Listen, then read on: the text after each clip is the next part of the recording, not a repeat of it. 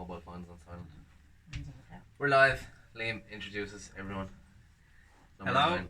this is Stephanie Lynch and my mother again, the only fennel. Hi.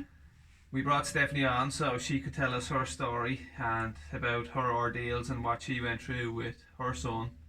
So I'll give you the microphone, Stephanie, and you can tell us. Well, I already know your story, so does my mother. Stephen doesn't, so you can just tell us about your son Jake, please. I'll tell you about my wee boy Jake, my beautiful boy Jake, 14 years old, left this earth 6 years and 4 months ago by self-inflicted gunshot wound. A child that had no depression, had no diagnosis of suicide ideation, and no history of self-harm. He was coming up to face his mock exams in his junior cert, and no child should be dead for sitting exams. So where do we go with that? Well, where did it start? Jake wrote a dark essay in school. The school decided that maybe we should have some counselling. He was 12. But I mean, at 12 years old, in my world, in my opinion, kids hate the world. They hate their peers. They don't particularly like themselves. So a dark essay is actually okay. It's actually okay to write. So he went for this counselling, and once a month, once every 3 months, whenever Jake felt the need. It wasn't a priority that he went, and it wasn't set in stone. Jake had Asperger's, mild Asperger's. He was diagnosed at 12 with mild Asperger's. It's a label I'm not really sure about now, looking back, because I think any child with a quirk, or any child that likes routine, it's just an easy label to put out there. You know, Jake was just Jake. You know, we knew Jake for nearly 15 years and he was just Jake.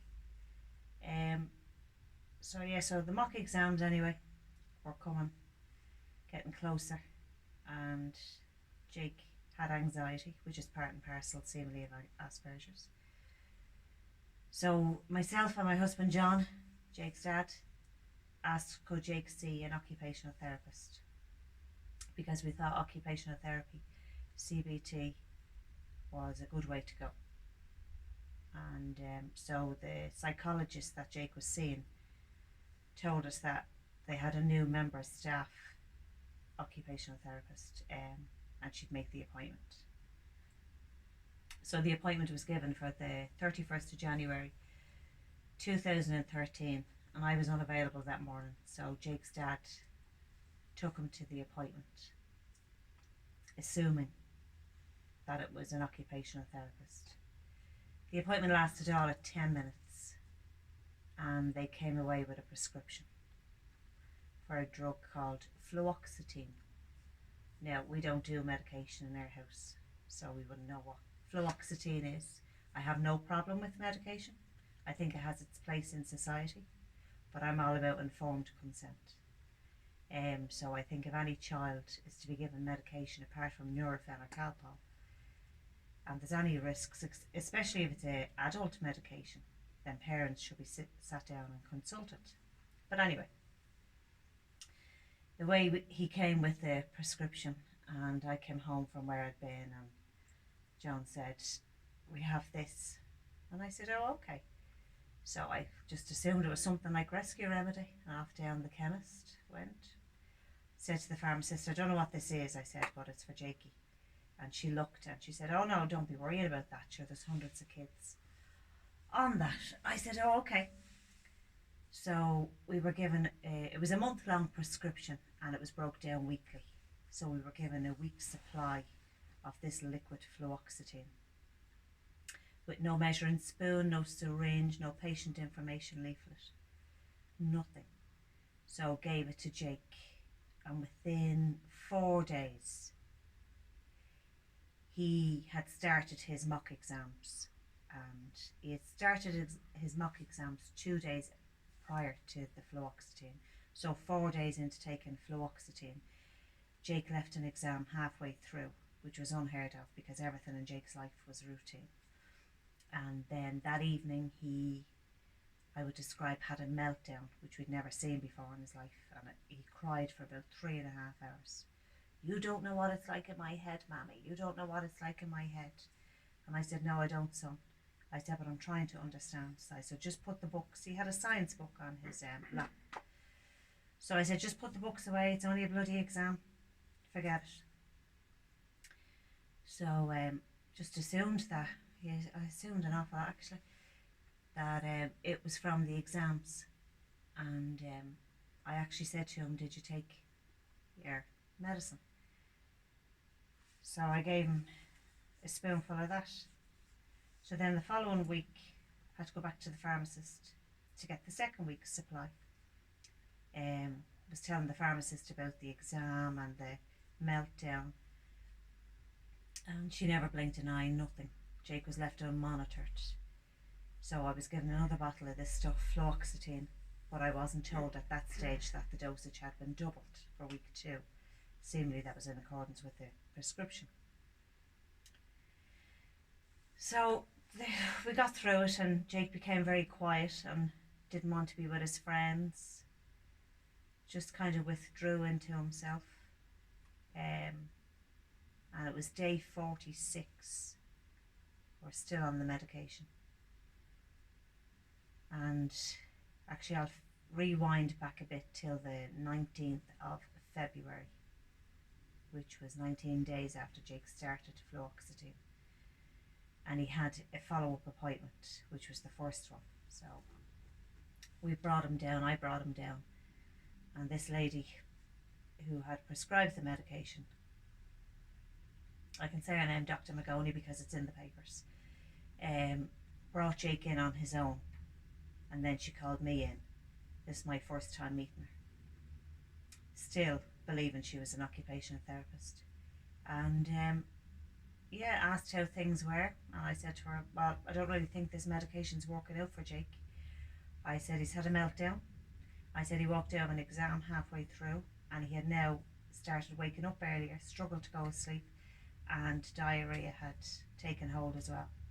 So I was told that that would all wear off in 4 to 6 weeks and just continue as is. Okay. So off we went, and then we'll fast forward to day 46. I collected Jake from school, and he came home and he said he didn't feel too well. And his cheeks were very flushed. He was agitated. Because he normally came in from school and sat at the kitchen table, had a cappuccino and bourbon creams every day, same thing every day. And I made dinner. He was like, you could set your clock by him, and he wouldn't leave the table until the homework was done. But this day was different. He was upstairs, he was downstairs, and he had a little pen pal in America. And I thought maybe he's had a row with her or something. So John came in from work that evening, and I said to him, I don't think Jake's too well. I said he's all over the place. So John went up to speak to him, and he said, no, he's grand. So he had tea, and that was okay. And then about 9 o'clock, he came downstairs. Now Jake and I were members of a gun club, so we had a legally held .22 rifle in the house. And I was in charge of the gun, and Jake was in charge of the toolbox with the ammunition and the bolt, and the two were never kept together. The gun was always kept in the safe. So he came down that night and he says to me, Mum, can I get the gun down? Which wouldn't be unusual. It is for people who don't have guns. But we don't target shooting, so you have to practice your stance. I made the mistake of using the word poses the last time, which made it sound like he was doing something and putting it out on Facebook or whatever. But you have to practice your stance. And so I said to him, you can get the gun down, Jake, Daddy will get it, as long as you haven't got the internet on, because nobody knew we had a gun. So we done that, and then at 10 to 10, Jake always had toast and milk every night at 10 to 10. So John made the toast and milk, and he went out to the hall to call Jake, and there was no sound. So yeah, John just looked at me, and I don't know, both of us just ran. And we opened Jake's bedroom door, and the child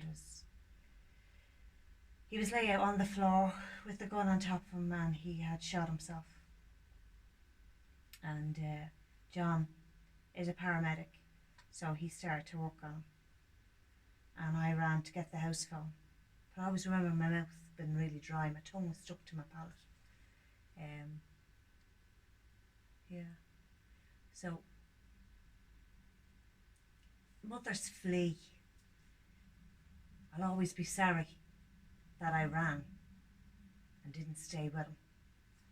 But anyway, the blue flashing lights came into the cul-de-sac and the ambulance men came in and the detectives came in and we managed to get Jake to Tala Hospital. And we managed, they worked so hard on him and it was just blood transfusions. And we managed to get Jake to theatre. But the damage was too bad. So we had to make a decision to turn Jake's life support machine off, which we done. And we came home. And the first thing I done when I got home was got the little plastic bottle sitting on the windowsill and threw it against the wall. And everyone thought it was nuts. But that was the only thing that had changed in my child's life, was this bottle of fluoxetine. So you go through the next days, you don't fall to your knees, you just get through the days and you don't eat. I remember eating on day 3 after Jake left us, and my jaws hurt because I hadn't eaten in 3 days. There's people coming and going with their kindness and generosity and their compassion, and you don't know what to do because there's no script, you see. There isn't a rule book that says this is how you deal with your child leaving the world. So when it was over, that part was over, you're sitting there and you've all this time, and so you just, your brain starts working overtime because you're trying to distract yourself from what's actually happened, even though you know what's actually happened, but you just can't deal with what's actually happened. So you focus on something else and you try to look at the whys. And I started looking at the computer and everyone thought I was nuts. Everybody thought I was nuts. There's still people who think I'm nuts. No, you're nuts. They know I'm nuts. How would you not be nuts? Jesus.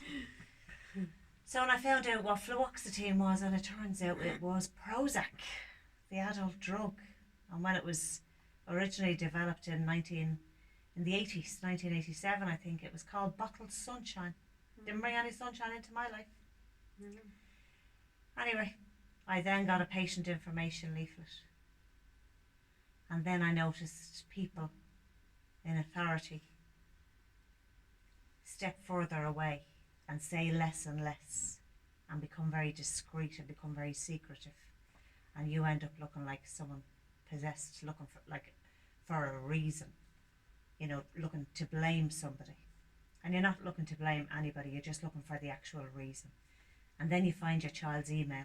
The guards found the email, wrote the night before, to his little pen friend in America.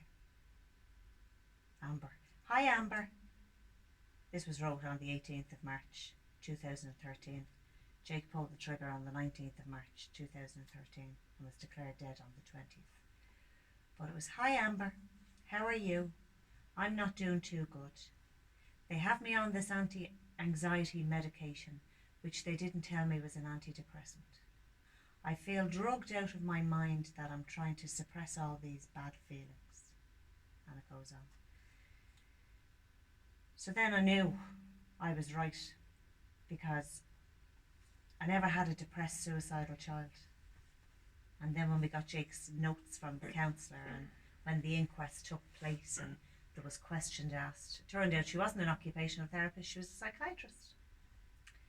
And when she was asked, did your Jake McGill Lynch ever have depression? No, she said. Did Jake McGill Lynch ever have a history of suicide ideation or self-harm? No, not at all, she said. Well, may I ask why you prescribed this child Prozac? For school anxiety, she said, to get him through his junior cert. Jake had an IQ of 146. He didn't need any help. And he never got to sit that junior cert. So here we are 6 years and 4 months later, and I fought the HSE. A losing battle. losing battle because of the lies and the contempt and the attitude of your child is dead, get over yourself. Jumped out of planes, we've raised money, we've had disco nights, we've done all the fundraising for the suicide charities, and yet I see these statistics going up and up and up and up and up, and I wonder what is going on, and I still don't know, because suicide prevention absolutely has its place in society, but is it doing enough? No. The amount of money raised, the amount of people sitting in offices is not enough. They need to be out there, they need to be on the streets. There's an age group, I know Jake was 14, but there's an age group of 18 to 25-year-olds that are totally neglected in this country. There is nothing and nowhere apart from A&E for them to go to. So I want to see some of this money from suicide charities put to, I want people on the ground, they have somewhere to go when it gets too much. But anyway, that's not my fight, that's other people's fight. I don't have a fight because there's nothing left in me anymore. I can just tell Jake's story. As I said, I'm 6 years and 4 months, and the only thing that's changed is the tears have stopped in public. I live with death and I live with tragedy every day, and not what could have been, just what should have been. I was the most overprotective mother. I drove my son to school, I collected my son from school, and it still happened. Nobody told me it could happen. You know, we need information. If children are to be placed on these drugs, parents need informed consent. We never even signed a consent form. Sure, Jesus, he wasn't even allowed to buy a packet of cigarettes. Not that he smoked. Yeah. But it was illegal for him to buy cigarettes, illegal for him to have alcohol, but yeah, I can give him these mind-altering drugs because they thought it was okay. And after speaking to a few psychiatrists later, I get told about this chemical imbalance that is why antidepressants were developed. So when a child doesn't have their chemical imbalance, what do the drugs do to the mind then? Because we have an off-label prescribing rule in Ireland that it's, and in Europe actually, that it's legal to give a child a drug even though it's not licensed for the use in what it's been given. And you have absolutely no say in the matter because professionals make a decision. On something that doesn't exist. Absolutely. Chemical imbalance, by the way, doesn't exist. No. Doesn't it? No proof they cannot- whatsoever that there's any such thing to do with a chemical imbalance. The Royal College of That's a question of Psychiatry in anything, so- England actually came out last month and said it was a myth created. They blame it on the pharmaceutical industry. And the pharmaceutical industry blame it on psychiatry.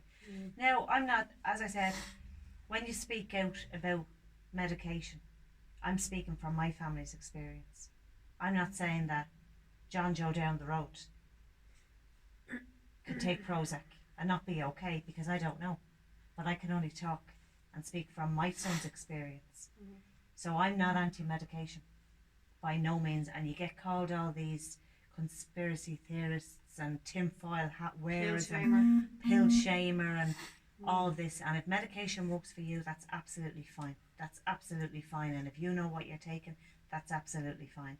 But at no stage in my child's life at 14 years of age should he ever have been given a drug that where the listed side effects and the drug company come out and tell you that suicide ideation is one of the big kick up the arse side effects. Is that a fact? It's actually there in black and white. And when you contact the HPRA, the Irish, used to be the Irish Medicine Board, and ask them why do they not have a black box warning on this drug like they do in America, they tell you it's on the leaflet. But we didn't get a leaflet. But the HPRA deny that pharmacists hand out medications without leaflets. Now that's a lot of codswallop, because unless you're getting a full box of medication or a full bottle of medication, you only get a sleeve of tablets in a little plastic packet with a sticker on it, or else, like what happened to us, we got a volume of liquid taken out of this large bottle and put in a little plastic bottle and no leaflet given. They should go and photocopy, and it should be mandatory that that happens, because what were red flag signs in my Jake's case went over the psychiatrist's head. It didn't wear off. It didn't wear off. He died. We're not talking about a broken nail. This can never be fixed.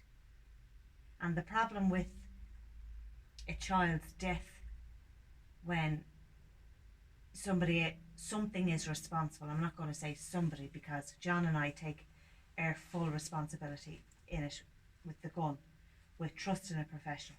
We made mistakes, absolutely. Everybody let Jake down. Everybody let Jake down. But we try to live with that every day, and it's tough. It's very tough.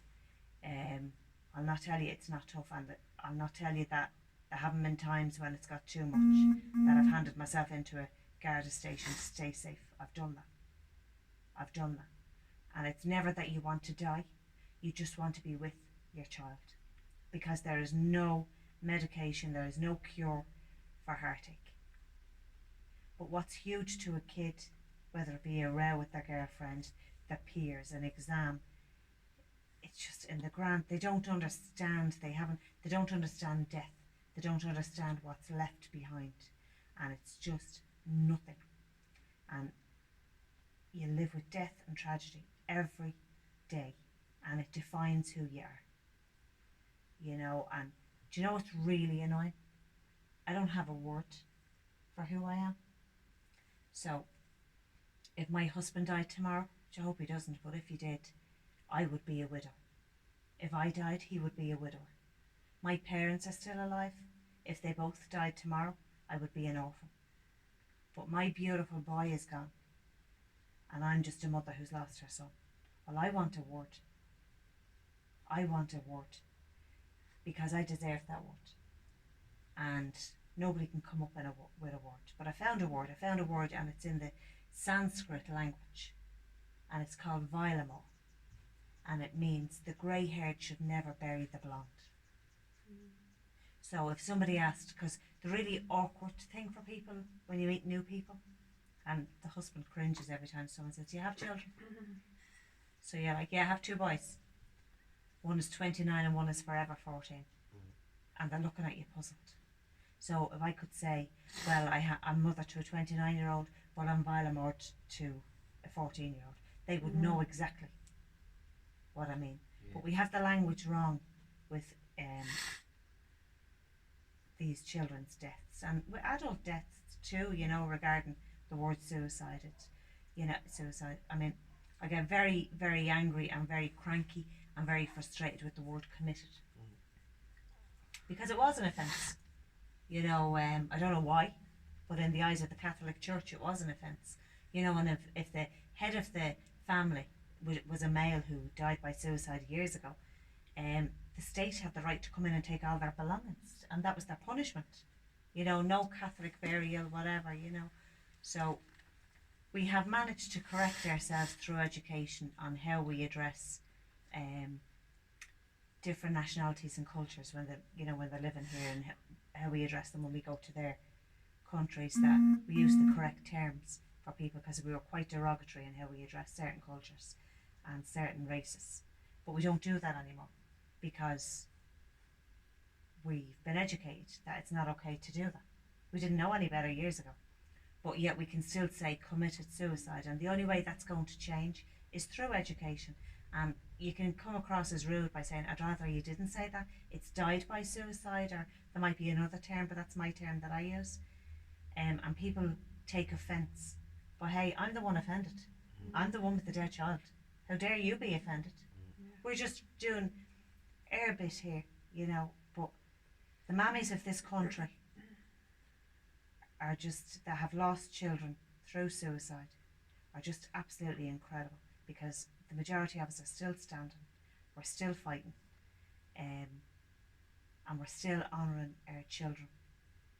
Because regardless if your child was 14, 9, 22, 27, 34, they are somebody's child, and nobody deserves to walk in the shoes that we're walking in. And I didn't think I was this strong.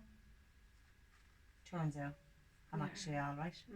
But there's no positives to come out of the death of a child. Absolutely no positives whatsoever. There's just none, is there? You know, like the only difference it's made in my life is that I tried to be. Jake was as pure as the driven snow. He never kissed a girl. He never got to go to a youth club. I remember asking the counsellors in Clondalkin, where I'm from, could we have some facilities in place for kids on the Asperger syndrome, section, because the nearest youth club was Rathmines. No. So he never got to experience that, and like he's been robbed. He's been robbed. And the country's been robbed. He could have been anything he wanted to be, and would have been anything he wanted to be. And it's just wrong. But his bedroom is the very same. His clothes are still the same. Some people don't think that's healthy, but the people who don't think it's healthy have their kids at home, and they're doing quite well. But to have your child sitting in a jar on your shelf and his blood sample in the freezer is not really how it's supposed to be.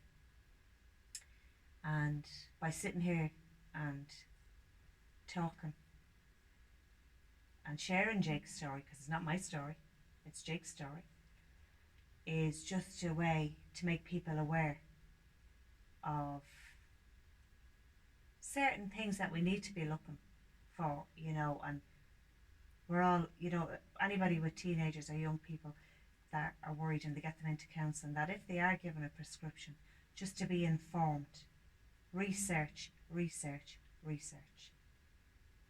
because I'll tell you now, if I'd have known any of this could happen, there's not a hope. If I'd known it was Prozac, there's not a hope with Jacob had it. Absolutely not a hope. And my Jesus, there's not a hope whether there be a .22 rifle in my house. So I take responsibility and I live with that daily, and that's tough. But it's shite. It's absolutely shite. Excuse my French. Like you see the sun shining outside, but there's nothing in your life will ever be as it was. So it's like dragging a concrete block from your shoulders, isn't it? And you're just walking around, or if you push your car keys down. And I'm not comparing death to car keys, but if you put your car keys down and all of a sudden you've got to go for this urgent message, but you need to drive, you can't find your car keys. So you're constantly looking everywhere. Are they in the sky? In the night time you'll stand there and you'll look. You're hoping you see their face. You're hoping for a shooting star. You're hoping for a feather to fall in front of you, or a lucky penny, or you're just hoping that they're going to come back because you love them so much and they love you so much that why would they stay away? Why? And then do you look too hard? But I have great faith. Still, God didn't take my child. He received him, but he didn't take him. So and people wonder, like, why do you still believe in God and everything else? And as I said, God didn't take him, but I have to have my faith, and like other people are different, and that's fine too. But if I don't believe, well then what's the point? Yeah, 100%. What's the point? And that's where we're at. So as I said, it's been 6 years and 4 months, and the only thing that's changed is the tears have dried up in public. But the hurt doesn't even minimise a little. The pain doesn't even subside a little. And every thought, they're like their name, especially their names, they're like a little hamster on a wheel in your brain. Jake, just run, no matter what you're doing, whether you're cooking, washing, showering, anything. It's just Jake, and it consumes you because it just shouldn't happen. Young people, it just shouldn't happen that we're losing them, and it's preventable. A lot of them are preventable, but we need interventions. We need the correct interventions. And I don't know what the answer is. Nobody has the answers. A lot of people in this country, I think, making money out of suicide. A lot of people made a lot of money on the back of Jake's death. Yeah. And Shane's, But I mean, why can't we have one big charity instead of having umbrellas everywhere of suicide charities, where the left doesn't know what the right's doing? Why can't we have one big group. The Do you whole think- of Ireland coming together. Absolutely. Do you think there should be like community youth clubs in every little town? There Do you think that would help? There is in most towns. Yeah, but like for like But I mean, people are doing their bit in communities. They're actually doing more than what the government are doing. yeah. You know, they're doing the fundraising. They're opening up like little cafes if they can, you know, sheds if they can to get kids, you know, putting on football teams. What in God's name is the government doing? Not Our local councillors, they're getting voted in on the back of false promises, doing nothing.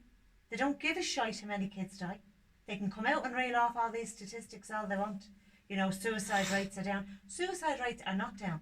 What's down is the coroner putting out different verdicts. We didn't get a suicide verdict on Jake, we got an open verdict. So he's taken out True. of the 2013 statistics. And that's how they juggle the numbers. But you speak to any, there is not one family in this country not affected by suicide. What was Shane's verdict? Open verdict as well. Man, please don't tell me that's not recorded. It doesn't look like a church, does No, it? because I keep The red button. 31 minutes. Okay, If cool. it stops, we're good. So Shane's flickering. Shane's yeah, it's just trying to focus on lights and stuff. Shane's How am was I supposed also to even answer after that? no, but I'm just saying that Shane's was also an open verdict. An You know? open I had verdict. no idea about this hiding the statistics like that. Well, so we're that's- kind of we're living in limbo, whereas, you know, you fought through the inquest like you did. Yep. And, you know, everybody said it's going to be a suicide verdict. Of course it is, you know, because what Shane did to himself. You know, people get into a big fuss when I describe how Shane died. But that's So just do you our want- reality. Do you want to not get into it, or do you want to? No, it doesn't bother me. Shane, what if I have to tell you the story first about Shane? I going know on how the he died, drugs? but like I just wanted like, how did you and Stephanie come about meeting? Like Stephanie met you through blogging, like you never knew each other before. No, never. Stephanie contacted me, didn't I contacted your mum because when I was researching, which was only a couple of weeks after Jake left this earth, not that I was researching, I was looking and I kept putting in, because I found out it was fluoxetine was Prozac at this stage, and I kept putting in Prozac in kids, and everything was American coming up, Yeah. and there was nothing with Ireland, and so I had to word it a different way. Dead kids and Prozac, you know, dead children antidepressants, and Shane's story came up, and Leonie's blog came up, and I emailed her straight away, as soon as I found it, because there was another guy actually in Walkinstown, Yeah, a gentleman, but it wasn't an antidepressant, it was Roaccutane, the skin drug. that's right. So That I was his on that. son, I was on that. yeah. I- Well, I- you know, I wrote a post the other day when I was 16. The only time I ever wanted to kill myself was when I was on Roaccutane, and I cried for 3 hours in my room. well, you know, they actually admit that it can happen with Roaccutane. Now it did stop me spots. Absolutely, it But- does. Well, if you're dead, it doesn't matter. That's what you said in the last one, but yeah, I was on that like it was scary. Yeah, but you have people sitting there telling you. I mean, a GP won't give you Roaccutane until you see a psychiatrist normally, right? You So, did then. Yeah, well, it they is, shouldn't do, you know. And And you were supposed to get a liver test, which you never did. Jake wasn't allowed Roaccutane the year before he left us. I was actually on, I think it was like 80 milligrams of Roaccutane, and I was seeing a girl from Stillorgan at the time, and she had to come off them after 4 weeks. She was only on 15 milligrams Yeah. because of her cycle or Yeah. whatever, and it was Yeah. too much on her body, like, and I was on 4 or 5 times what she was on, like, you know. It was And yet- Norma that told me about But that. remember, Yeah. remember when Shane got brought to that Michael Jackson concert? Mm. I felt like I was.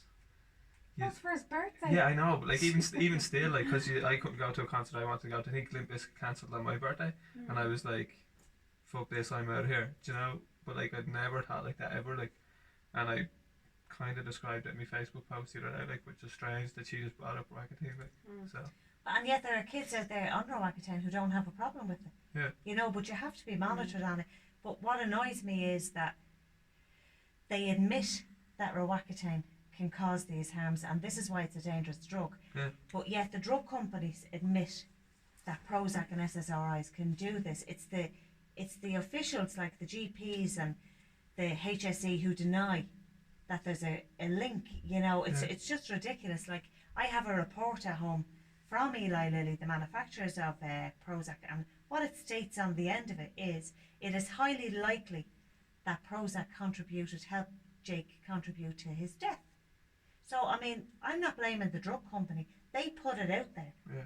But, I mean, if you go get an antibiotic off your GP, and you go home and you start taking it, and God forbid you develop anaphylaxis, right, or some kind of skin rash or whatever.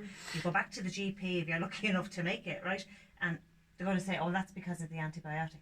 It's listed there that that can happen.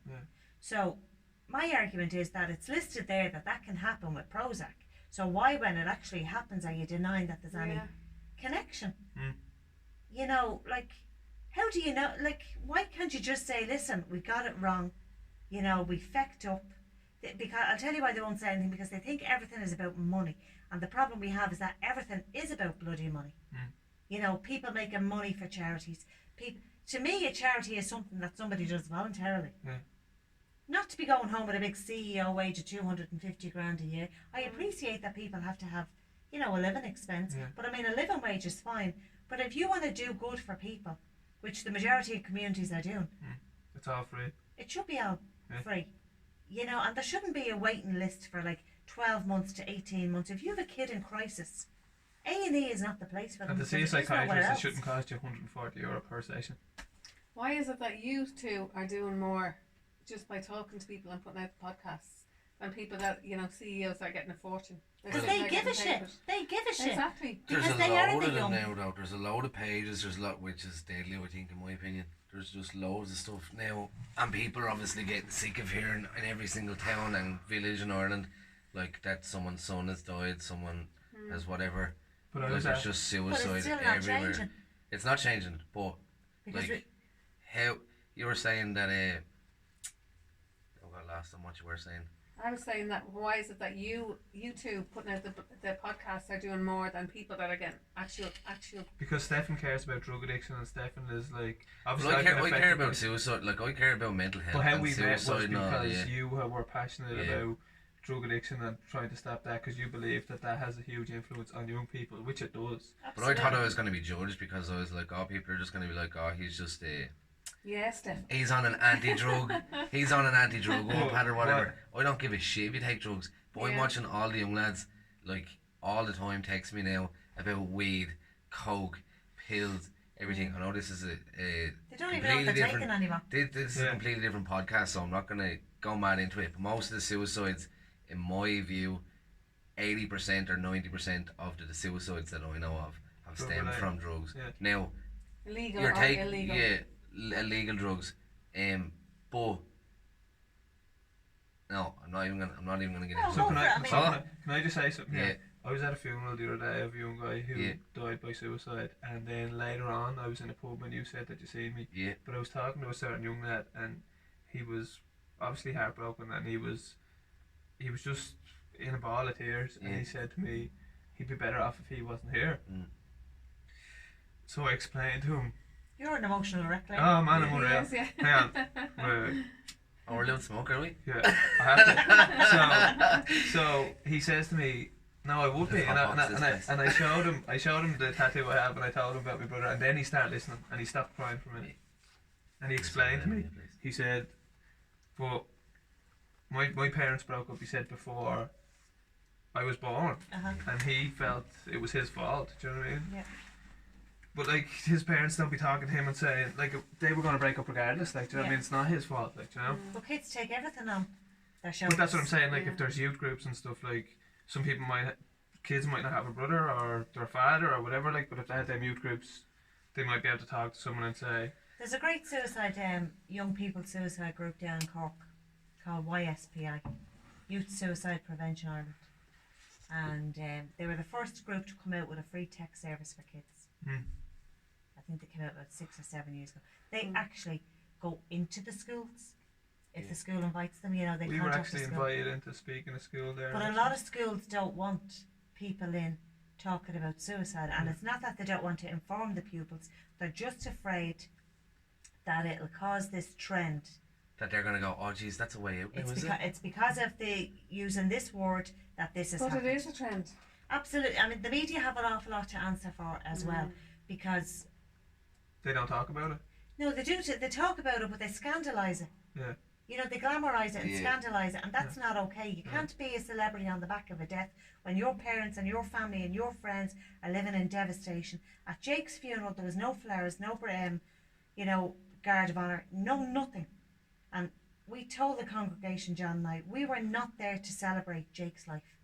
We were there because of devastation.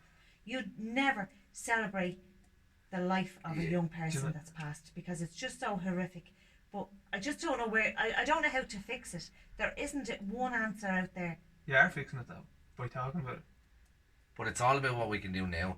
Like, I know we can say, like, yes, media and all is a big part of it. Everything that you're saying, 100%, and the medication companies, all these things, and for doctors and everything else, yes, they're all fucking fucked up. Actually, I won't excuse my language. But, like, it's all about now, what can we do now? Like, it's just getting, in my eyes anyway, maybe because I'm just in it now, Yeah. if you get me, surrounded by it, like, that or all I'm hearing is all these stories. Like, if I said to Liam there, if I go to a gig now, people don't come up to me and say, They don't ask you for a request anymore. no, they literally don't Hello, say, very congratulations. they'd say congratulations. Yeah. I'm like, oh, you love the gig, did you? No, I love your podcast. Yeah. And then they'd literally, and I wouldn't know these people, and That's they would so- open up and say, listen, I'm on medication, I'm this, it happens to I'm me all that. the time, Like, literally, Yeah, man, yeah. every But weekend. I would just like to say, I mean, anybody that is on medication, it's very important that they stay on the medication. yeah. Because it's so dangerous to come off. And I mean, I'm not stating for 1 minute that medication is harmful to everybody. That's not, all I'm saying is that it did not suit my child. So I don't want to be the one waving the anti-medication banner and saying drop your meds, whatever, because it's so dangerous to come off. You cannot come off, and I never want that of message put out there. Withdrawal effects. Because of withdrawal effects, you know, I mean, you wouldn't just come off heroin. Yeah. You know, and there's the same side effects, the whole lot. So you have to, I mean, if you've been put on it by your GP, you have to go back to your GP. If it's not agreeing with you, that's up to the GP. It's not up to me to sit here and say, all I'm trying to do is highlight my son's story, what happened in our case. Yeah. You know, I'm not saying every suicide that's out there was on an antidepressant. You're highlighting it for other mothers. though, as well. Absolutely, but what I'd love suicide charities to do, or the suicide prevention people to do, is if they could connect with the coroner's court at any stage and have a look at all these verdicts and all these cases and see, is there a connection? And get real statistics. Get real sick, but There was 8 suicides one day in Wexford. yeah, One but day. do we One know day, where all 8 these? suicide inquests? Sorry, inquests. 8 suicide. They're suicide verdicts, and it was held in one coroner's court between 10 o'clock and 12 o'clock before lunchtime. Now, how is anybody there going to get justice? How could somebody knock around and ask the 8 of those families what was the common denominator? Is there a common denominator? Because they don't want to know, No, and you will be told you won't get justice in a coroner's court because it's not a court it's a of, quasi-legal Yeah. system or you whatever. know. But But does do you it- not think, sorry, Yeah. you're talking about, you know, don't go off your medication. Yeah. Okay, Yeah. that's fair enough. You have to be able to make a choice. Like, you have free will. You should have your own free will. When Shane went back to the doctor to say he had side effects, exactly the same as you went with Jake, what did the doctor tell you? Keep taking them. The side effects will go away after a while. Yeah. In both cases, that Shane was dead. Well, the side effects Side did effects go away. went away. They Yeah. did go away. So did their But kids. they took no notice. This, you know, it's okay. It'll go away. David Healy was the only one that understood. But we're that- neurotic mothers. That's what you're kind of classed as, because we don't have You're trying to. the medical knowledge that they have, and how dare you question a doctor? Yeah, I know and that, that's but- where we're at in society. It's like the church years ago. But You some didn't people would question a rather priest. believe that what Shane had was a mental illness. I don't care whether Shane had a mental illness. I don't care what he had, whether it was to do with I don't. It's 10 years now. I don't care anymore. I care You do because care. no, of course. What I'm saying is he's dead. You can't undead Shane. It's permanent. He's dead. So why would I not just say, okay, whatever, it was mental illness? It's so much easier just to say that, because that's what everybody does now. They blame everything on a mental illness. Shane did not have a mental illness. Shane was 17 days on citalopram, an SSRI, the same as Jake was, Also known as which you're talking about. citalopram. Citalopram is also known as Cipramil in Ireland, Celexa in the US, the same as Prozac. Fluoxetine is Prozac. And do all these medications that you're talking about, do they all in America say, They have an FDA Suicidal warning, black a box, black yeah. box warning, It's a black in big triangle. black letters, and no one knows about To this? say Well, I've never that- heard about this until I heard no, your podcast. to say and that it increases the risk of suicide Mm.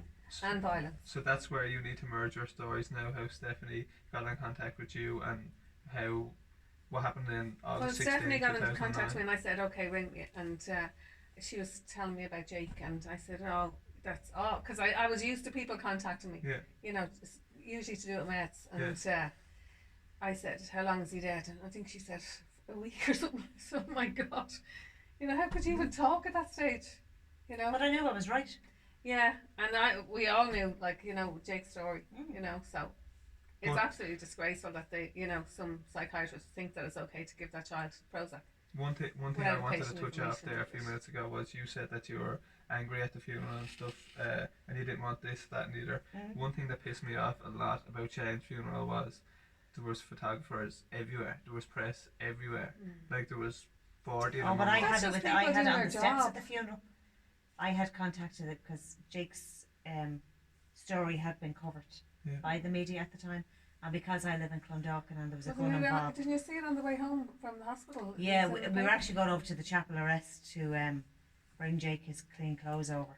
And the Evening Herald, they used to sell the papers at Newlands Cross, and the young lad is standing there selling the Evening Herald. And I'm sitting in this car thinking, that's my child's face on the front of that paper. What the, you know, it's just, Yeah. you can't even get your head around that, you know. And I remember, I think it was the Daily Star contacted us. It was terrible, nice. Michael O'Toole, I think was his name. And he said, Stephanie, he said, we have a picture of Jake, which we got off the internet. He said, I just want to know if you can identify him and make sure that it is him. Right. All I kept thinking was, where'd you get this number? Yeah. You know, it was my husband's mobile number. Yeah. But I said to him, I'm asking you respectfully to stay away from my son's funeral. Yeah. And in fairness, they did. And one local paper came, and Jesus, the poor photographer, as they were bringing Jake's coffin out to, Jake didn't have a wooden coffin, he had a wicker basket, because he was so environmentally friendly, you know. He walked in the kitchen and turned the light on. By the time he got to the living room, it was off, because he just, you know, his carbon footprint, that's all he ever went on about. He was amazing. But the poor photographer was standing there, and we were coming out. I remember trying to take a photograph of the nameplate on Jake's wicker basket, and I just feckin' read him the riot act, and this poor man started crying. Everything. I said, who wants to see that? You know, Right. I just couldn't believe that that's what they done. But because I was in Clondalkin, it was kind of made out like it's gangland, Yeah. because that's what they thought at first. Yeah. Which, right, that's fine, that's fair enough, you know. But they all wanted, you know, the days that follow, they're up your garden path and they're in your next door.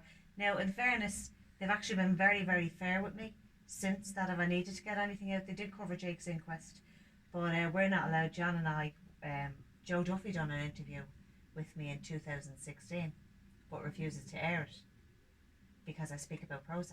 Yeah. Well, I can't pretend it's Calpol because it wasn't Calpol. Yeah. You know, so I mean, Joe asked the questions, I answered them. Anything that was said is already out there in the media. Yeah.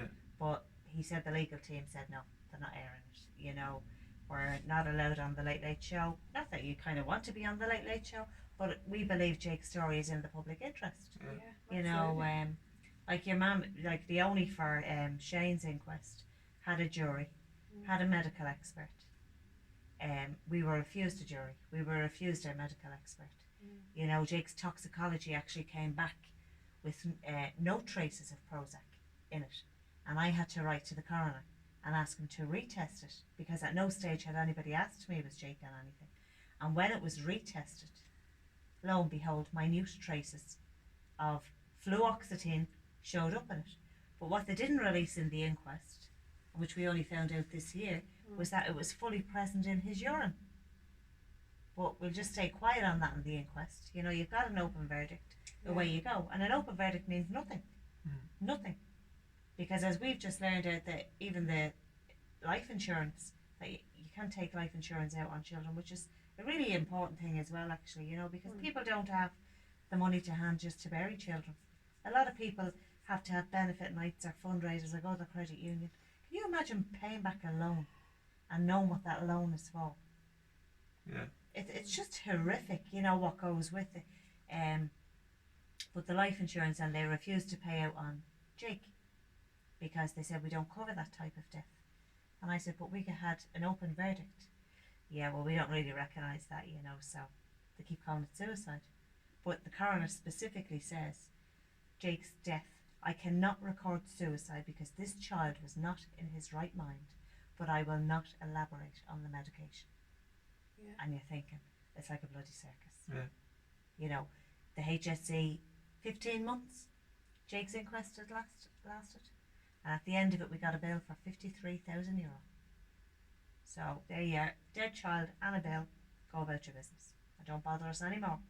You know, and that's the way we are in Ireland, isn't it? Do you remember the day we went into the medical? What was it? The medical? The Irish Medical Council.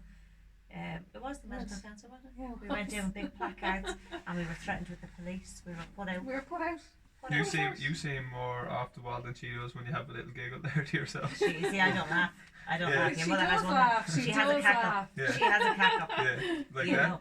So I'm out front, the only one now to beat. Yeah, the evil twin. That's it. And you've met through. Death, Yeah.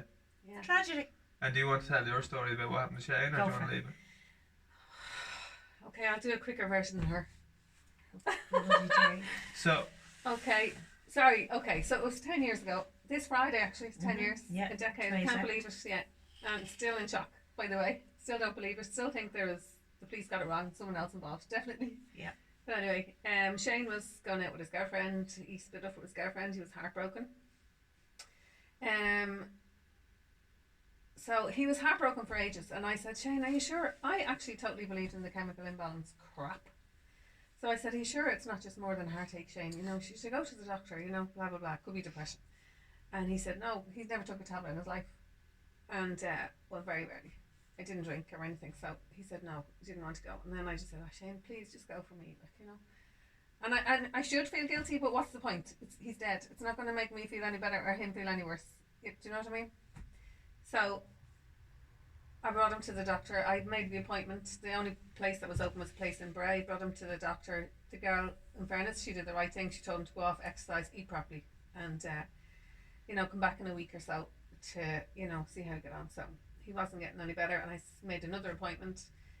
He got to see this other guy who prescribed him 20 milligrams of citalopram, which is quite a high dosage for a first time prescribing.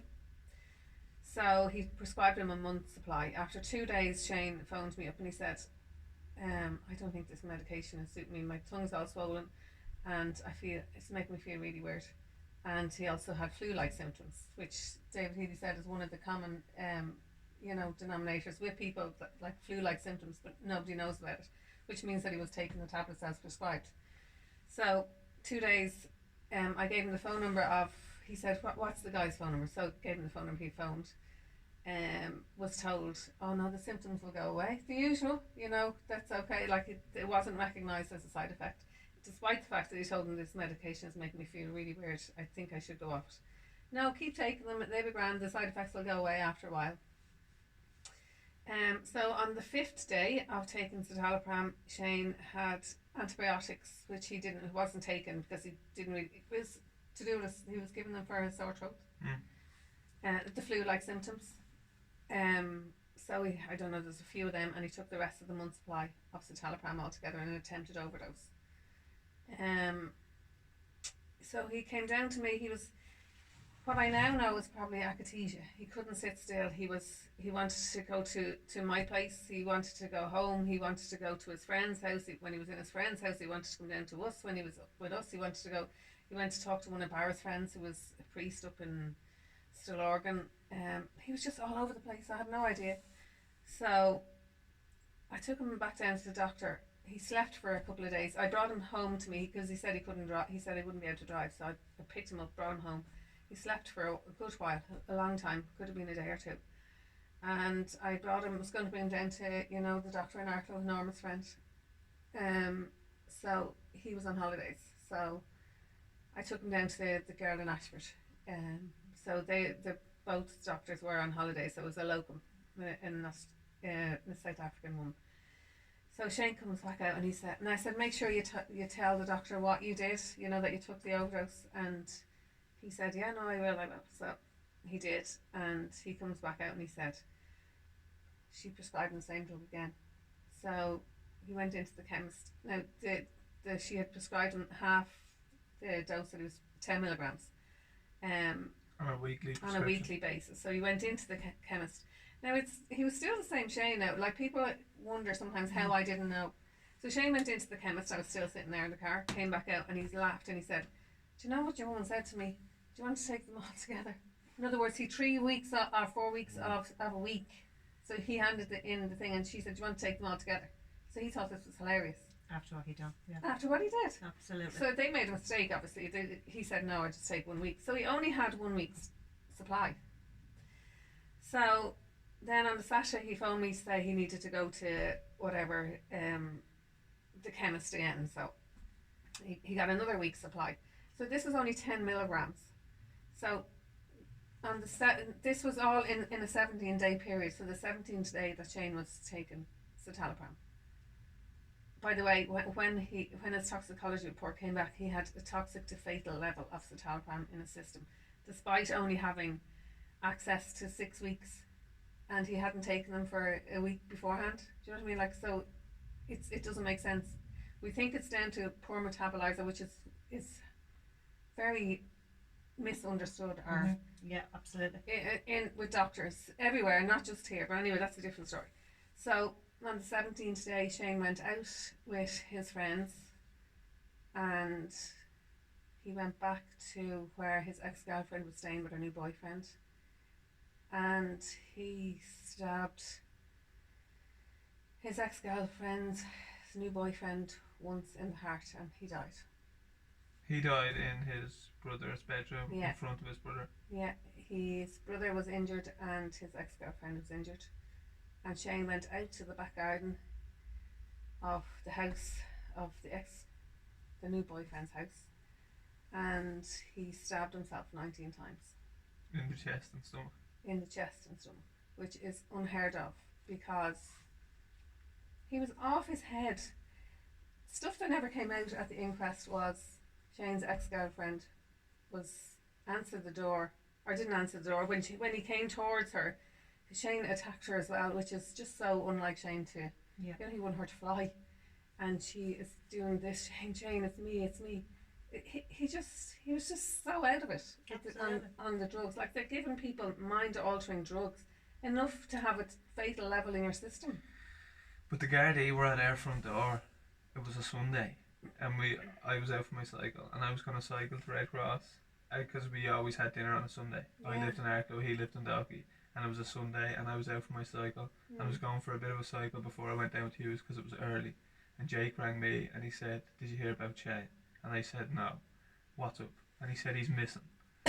So after getting that phone call off Jake, when I heard he was missing, I hung up the phone, and just before I rang you, my body just was in floods of tears because I knew he doesn't go missing. Like, the chap could not go missing. Like, he's a big chap, he's responsible. So then when I rang you, you said to me, "I can't explain over the phone, you need to come out." And I could hear in your voice that there was something wrong, and I was very angry, and I said, "Will you just fucking tell me?" And you said, "No, you need to come out and I will tell you." So I rang one of my best mates at the time, Tom, who I'm still close with, and he dropped me out, and he's seen guards everywhere. Because I don't think I believed it at the time, right? Yeah, but then when he dropped me out and you said to me that Shane had fatally killed someone and almost took someone else's life before taking his, or we didn't know he took his own life at this stage. So you told me that he had killed someone and then almost killed another person, and I was so angry because it just wasn't making sense. Like, it was like you were. I still believed it was someone else involved. Yeah, you that's know? what I was saying. I just was like, couldn't it couldn't have believe been I him. still believe it. Yeah. Yeah. But do you know my son Shane, right? He was found dead in a crouching position. Face down in the dirt in No, a. Liam, no. He was found in a crouching position. Has anybody ever heard of anybody even dying like that? It's nearly a physical impossibility. He was on his knees. In a crouching position. Yeah, because he fell over. Like, he would obviously, like.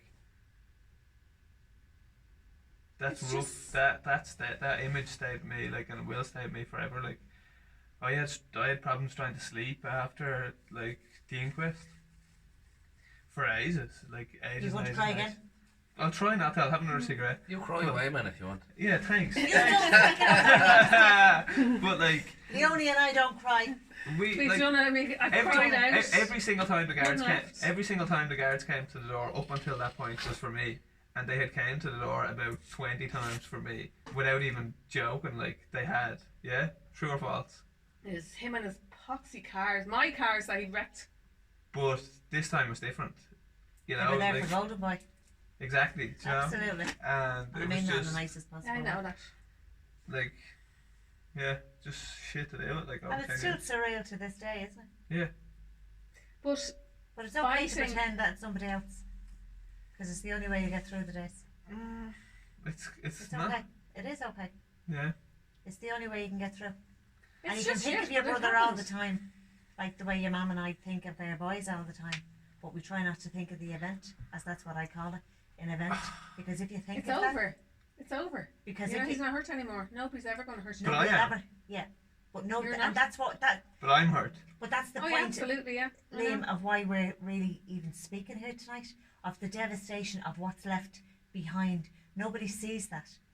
No, because as soon as the funeral's over, people stop talking. Every once a year, when it's somebody's anniversary, they'll speak about them again. But for 364 days of the year, Yeah, but you're only allowed to be sad once a year. Now, according to on the 16th, People. on the 16th this month, I'm gonna cycle from Galway to Dublin. Like, not crying, you won't. no, Oh 120 yes, miles. he will. But like, because it hurts, because that day is like so shit, you know? Absolutely, and you have to do what you have to do with that anger. Yeah. You know, And you that are doing hurt. what Shane wanted you to do. Be the best that you can be. And it's And never Shane going loved to, you, and he loved the lads, and you know that, and that's never going to change. and it's never going to not hurt. Nobody can take that away from You you. need to take over. I'm No, gone. no, I need to man. have a It's cigarette. never going to not hurt, Liam. Yeah, but like, Your mother. you explained about looking for the keys or pulling the Brick, fucking brick. yeah. I just want to put it down for a day. Liam, do you know what it's like? And I know you know what it's like, right? But your head is so heavy and so consumed that you just want to open it for a few minutes and you just want to be free of sadness for a few minutes and the heaviness. And it just doesn't, because there's no escaping it. There is no escaping it. And it's there, and people don't get that, and they see. I mean, I remember it took me a full year to wear mascara again because I couldn't stop crying. But I got to a day and I woke up and I went, okay, today I'm not going to cry and I'm going to actually wear mascara today. And she thought, geez, that didn't work out either. But people think then when they see you, because you've washed yourself, you've dressed yourself, you've managed to get out of the dressing Yeah, gown, you the look toast, well. the You look toast well is not today. stuck in your hair anymore. You know, your house is even tidy now. Yeah. Oh, sure, Jesus, they're grand. Should, I mean, it's Crying in the shop. 10 years for your family, 6 years and 4 months for my family. What are you still crying for? Mhm.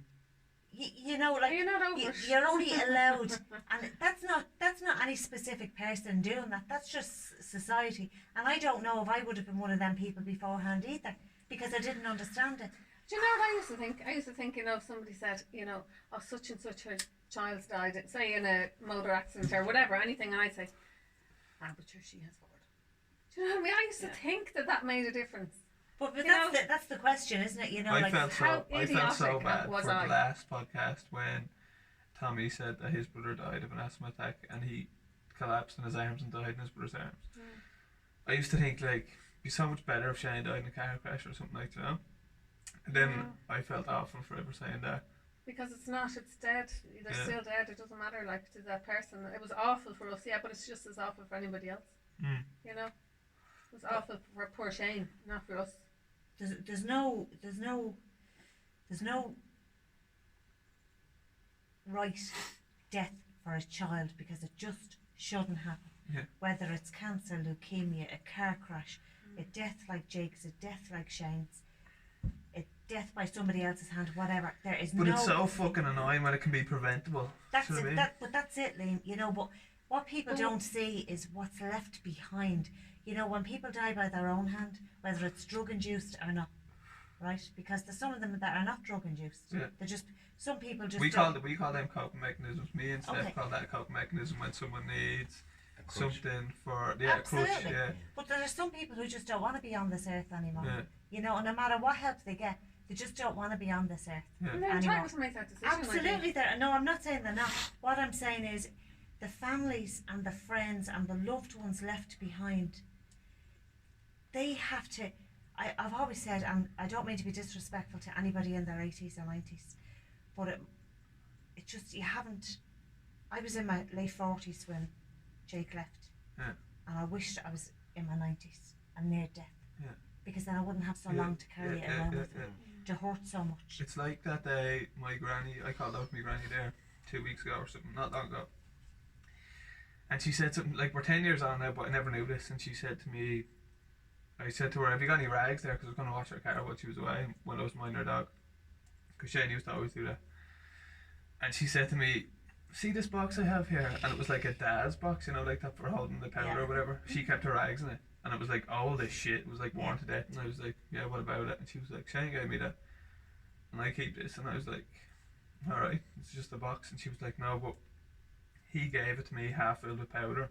And she said, no, I don't want it, you take it. And he said, but I'm not going to eat it anymore. That was like 2 days before he killed himself. Do you know?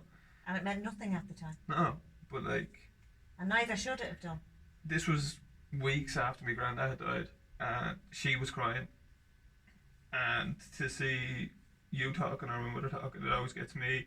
But I didn't cry when she was crying. I just got up and said it'd be alright. But it's not going to be alright. It'll never be alright again.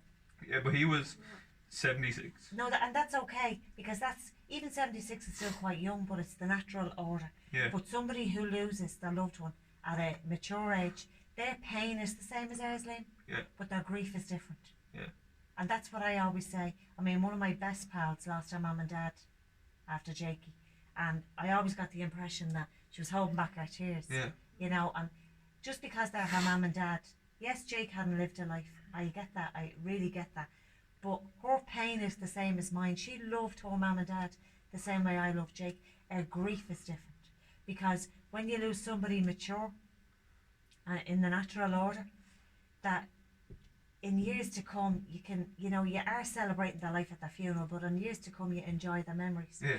I don't have any memories of my son because my life stopped on the 19th of March 2013, and I'm left, like you are, Leonie, I am left with the trauma of what happened and what I saw that night. We were downstairs. Yeah. You cannot go back past, there is nothing before that date.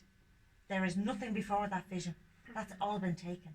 So I have photographs on every wall of Jake, and I can't look at them. I can't look at them. And they, like, and that's what people don't understand when they're making a decision to leave this earth and to go where they think that just, there's no clarity involved in the devastation that's left behind. And what it takes away all does, the good memories, doesn't it? good memories, any enjoyment in life. So I don't last- celebrate That's- Christmas. I don't celebrate birthdays. I have a grandson who was 3 when his uncle passed away, you know, and he's there and we speak about Jake. I have a son who's 29 who can't speak about Jake. Jake's dad can't speak about Jake. I speak about Jake all the time because other than that I couldn't cope. That's one thing that annoys me as well. You said Jake's forever 14. 14. Like when I was 6, Shane was 7. When I was 12, Shane was 13. Absolutely. I'm 31, and he's still 22. Absolutely. And always will be. And always will be. Yeah, but you're never, like, I haven't lost anyone to suicide or anything like that, but you're never, ever, ever gonna be over. Like, like, it's not like something that's just like, oh, one day it's just gonna be like, oh, bang. No. You know what I mean? But what I can see from it is that, like, for you anyway, 100%, like, you're doing everything every day to try. You're probably over trying, in my Yeah. opinion. Like, you know what I mean? But that was my mother for 10 years. I know, like, and yeah. then she got tired of it. Like, and then Yeah. when you I reached never out to got me. tired of it. Well, I went to work. But you Yeah, can burn out, Liam. yeah, I know. You Yeah. can burn out. I know. And you can be Yeah. motivated too much. Yeah. But just believe that because of what happened to Shane has made you partly who you are today. 100%. Yeah. And you're able to help And people Shane today. and Jake and all our loved ones, they walk this earth with us. Because if they didn't, we wouldn't get up in the morning, we wouldn't get dressed. I'd still have the toast hanging out my head. And if he is around, he'd be very proud of you. Absolutely. And You we're know very that. proud of you. Are you trying to make me cry? No. So that's why I got the tattoo anyway, because I used to have dreams about him. And I'd wake up and I'd be like, I'd have his car, I'd have his watch. And I'd be like, he's gonna come back. Like, is he alive? Like, he's gonna come back. So then I got the tattoo to remind me that he's not coming back. Physically. Yeah. Physically. As I said, I have great faith and I'm a great believer in the afterlife, and I do believe That, I mean, my mind, I mean, I think your mind goes when you lose your child, and I'm a nutcase anyway, at the best of times. But Yeah, we you know, if the sky is red at night, oh my God, Jesus, Jakey having a barbecue. Happy days, happy days. And then when the sky is blue, and if there's a few white clouds, to me the blue is Jake's sea, and the white is his sand. So I've always said the only thing, there's a blackout blind separating the two of us, and that's all. That's the only thing. Stop doing that. So I haven't cried in about fucking 10 years. I mean, I only have You a little serious, man? I tattoo. love a good cry. Huh? Fucking I have hell. a little tattoo, and it's Jake was fluent in French, and it's two May monks, and it means you're missing from me. And you know, look, you do what you have to do, but as I said, parents, mammies, loved ones of those who have gone way before their time and those who have gone needlessly are the ones out there doing the fighting, doing the campaigning. They're the ones getting the laws changed, whether it be from bullying, anything. They're getting the laws changed. You know, any laws that have been changed, whether it be a young child on a road death or anything, they've had road safety laws brought in for cul-de-sacs now for housing estates. The speed must be reduced, but it's always from usually a mammy or a daddy who's been hurt or a family member, and that's the only way. Because I mean, our government don't give a shit. You have Simon Harris lives down the road here. That man, I bombarded the City West last November, December. The Fine Gael Ardèche was on, and then I went guns blazing, causing a scene, running amok. Security now is called, right, to give Charlie Flanagan and Francis Fitzgerald a mouthful. He was useless, wasn't Right, Charlie Flanagan was useless. He thought when John and I went in to meet him, we wanted the verdicts updated. We had a bill, and because there wasn't a verdict available in the coroner's court that would suit my Jake's death, and I wanted this new verdict brought in, and he told us, before we even put our bums on the seat, you're never getting this verdict, and if you want money, go to a small claims court. You know, this is the Minister for Justice of this country. But we have Simon Harris down here, who I managed to see on my way out of the Ardèche because he had ignored me for 3 years. When Leo Varadkar was Minister for Health, he ignored me. You get these token gesture emails sent back. I But got one yeah, Mr. Harris decided then to send me an email from the HPRA, previously known as the Irish Medicine Board, to tell me how great Prozac was, and the HPRA had told him that it's one of the safest drugs on the market for children. So I wrote back to him and said, well, why is my son dead? And he refuses to meet my family. So that's what we're dealing with in this country, you know. But there you go. You know, there you go. There, as I said, there's no answer to what's happening now. It can't be fixed. We can just do our bit in being aware that prevention is there. If anybody, not even kids, if people could see the devastation that was left behind. But I think half the problem is with illegal drugs or legal drugs or alcohol, there's the depersonalization, and you know, and you just don't think of what's going to happen tomorrow. It's that you're in that But minute. that's what it is. It's the switch off. That's what we say. Like That's it's, what I'm saying. It's, So it's a crutch. It's a either coping legal, mechanism. illegal, drink, anything, you name it. It, But it's it the same. changes the way you think. Yeah. Don't make the decision. Wait till the next morning. Yeah. But What's that you my say about point, hungry, happy, or hungry, tired? Hungry, angry, lonely, tired. He says don't make a decision when you're hungry, angry, lonely, or tired. Yeah, don't go to Lidl's on an empty stomach because you come out with 200 quid's worth of shopping. Yeah. And a screwdriver. It's- And a screwdriver. But I just wanted to With a make torch on it. one point, right? If anybody asked me what our family was like after or beforehand, all I remember is laughter. Like we had Yeah. such fun, didn't we? Yeah. We would sit down as a family and watch You've Been Framed, and literally we would be dying laughing. Like literally, like the whole lot of us, every one of us. You could sit down and watch that now, and Not even. You're It's the- forced. just- Everything's forced. no, it can laugh, but it's never the same. Yeah. You know, Because the Shane was the family biggest is, child. oh, he was such a child and such a coward. Well, like, it was your family. It was your unit. It wasn't broken. It No. was. It was there. It was Yeah. just. It was just. So if you people know, could see, like, it's like night and day. You know? absolutely. And mean- it's so unfair to the other children in the It's so unfair house, to to the everybody. grannies, the granddads, the mums, the dads, the stepdads, whoever. You know, it's just horrific. I miss my Yeah. Jake so much, but I miss me. Yeah, that's true. I miss me. I miss who I was, Yeah, and I'll never be who I was. Yeah. And this isn't how it was supposed to be. you know, he would be 21 now and doing great things. But That's as I it. said, you know, what- That's good, actually, isn't it? You miss me. I do, That's I miss so me, true, isn't you it? know, like I it's miss just like me. a switch. and people look at you Your and life before and they your life see you after. laughing, like they see you laughing and me laughing, and we Yeah. look like two clowns when we're together, you know. Yeah. But you okay can to relate laugh. to each other. Absolutely, and it's okay to laugh, you know, but it's never coming from a place of genuineness Yeah. as such. Like, you don't get the That's- jokes that's- anymore, you know, you don't get Yeah. the punchline in the jokes. You're actually waiting on other people to laugh, so you can just pretend you're laughing with them, you know, but you just don't, and you don't, there's no. you Did I don't- ever tell you about the dream I had one night? Now I had a few about Shane, and it was so realistic. But this dream was really weird. It wasn't. It was about Shane, and he was there, and all the kids and everything.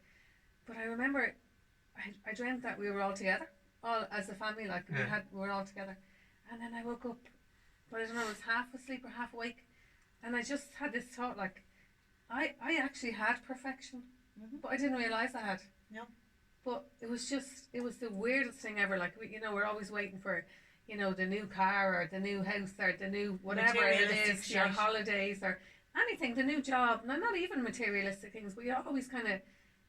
But I didn't realize I had it all. I That had bothers that me, moment, that bothers and I me. didn't know You that I had it had all. it. When Yeah. people, when I have friends or whatever, and they always like want that materialistic thing, like they want the new phone or the new car, or that always bugs the shit out of me. But that's important to them, Liam, Yeah, because they're not living or walking in your shoes or my shoes. Yeah. So that is important. I mean, like, but like even to the point like where young girls nowadays have to have fake hair, fake Yeah, but nails, they're fake programmed, man. tan. It's social But media, that's- like. but that's Yeah. the Like- culture. This is, and that's why there's so But- much pressure on them. But the ones that don't follow that, do you know what I mean? Like, so there's They're girls few out there, yeah. yeah, that don't follow the fucking fake hair, fake tan, all that shit. Like, they're actually left out from the crowd because they're not. And yet they're the most beautiful. Yeah, You know, 100%. But it's yeah. very, very difficult to grow up in this world that we're living in, Yeah. because there is so much pressure materialistically, you know, like electronically, everything visually, you know. I mean, I've yet to.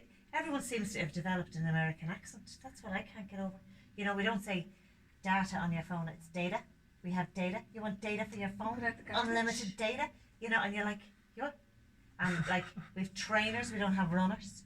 And we go in the cinema. We're not going to pictures. You know, everything has become superficial. Yeah. But people that are not living with the shit that we're living with are still living with their own shit, and they're doing the best they can with what they have, and with the only way that they know. So, Yeah, but you're not really living. You never find out the real you. Like, you never. but they don't need to. Yeah. They don't need to. You know. So Because you envy them people now. no, No? not at all. But you don't think that they need to find out who they really are as a person. If they're getting by with who they are and doing what they're doing and being the best version of themselves, and if that means covering themselves from head to toe in fake tan, and if that's the best version of themselves at that moment and it's keeping them alive, then that is okay. I don't think you can unlock the best version of yourself until you've been through shit. Like, you had to. Well, I like looking back now. I'm happy that I was a drug addict. Yeah. No, I'm not happy about this house being raided and finding the fucking grow room No, in this yeah, shed that we're yeah. sitting in here and Yeah. now like I can I'm smell something familiar. But it's made you who you are, yeah, Steph. like, you know what I mean. But I would have never went. I would have just kept going the way I was, even Yeah. if I didn't become a drug addict. And now I actually, through a program obviously, but like I get to find out who I am. Yeah.